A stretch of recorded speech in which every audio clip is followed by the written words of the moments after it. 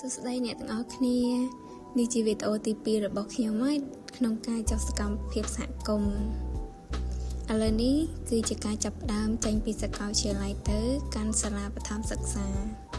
សាលាដែលចុះលើកនេះឆ្ងាយជាងសាលាដែលយើងចុះរាល់ដងចឹងយើងជិះផ្លូវកាត់បានជិះផ្លូវត្រង់ទេដោយសារតែផ្លូវកាត់យើងទៅឆាប់ដល់ជាងហើយផ្លូវដែលយើងធ្វើដំណើរទៅនេះគឺយើងធ្វើដំណើរតាមផ្លូវទៅភ្លានយន្តហោះដោយសារវាងាយស្រួលក្នុងការធ្វើដំណើរផងចង់ប្រាប់ថាផ្លូវស្រួលប៉ុន្តែចាំមើលតិចទៀតផ្លូវលេងស្រួលហើយដោយសារតែយើងអត់សូវស្គាល់ផ្លូវទៅជិះទៅចុះឡើងប៉ះផ្លូវដីក្រហមហើយក៏មានចការវង្វេងផ្លូវដែរវង្វេងផ្លូវចុះឡើងយើងមកដល់សាលាទី1ហើយគឺសាលាបឋមសិក្សាចុងស្ពានឥឡូវនេះកំពុងជាមានការវង្វេងផ្លូវជិះទៅរំតែរកផ្លូវទៅឃើញវិញហ្នឹងឡើងយូរ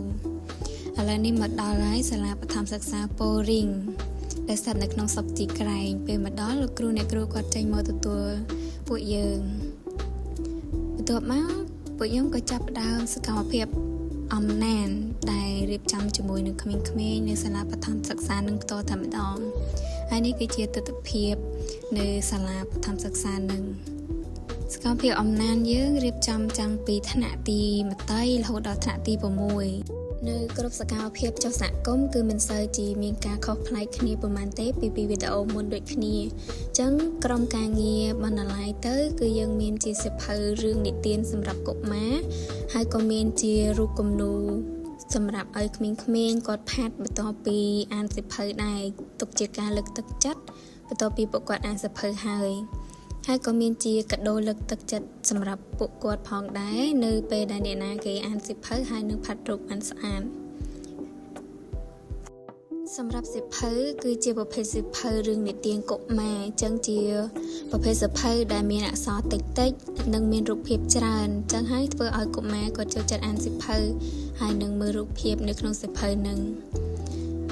សកម្មភាពសហគមន៍និងអំណាននេះគឺជាការចូលរួមមួយនៅក្នុងការលើកកម្ពស់ការអានសម្រាប់ក្មេងៗនៅតាមសាលាបឋមសិក្សាឬក៏នៅទីក្រុងផងដែរបន្ទាប់ពីសិស្សបានអានបានផាត់រូបរួចរាល់ក្រុមការងារយើងក៏មានជាការនាំសិស្សលេងល្បែងកម្សាន្តនិងបញ្ចប់សកម្មភាពផងដែរចឹងបន្ទាប់ពីពួកយើងបានបញ្ចប់នៅរាល់សកម្មភាពទាំងអស់ហើយក្រុមការងារក៏បានរៀបចំខ្លួននៅក្នុងការចេញដំណើរត្រឡប់ទៅវិញដែរដោយសាររយៈពេលនៃការធ្វើដំណើរគឺយើងត្រូវចំណាយពេលយូរទ្រាំតែទៅដល់សាកលវិទ្យាល័យវិញហ្នឹងគឺ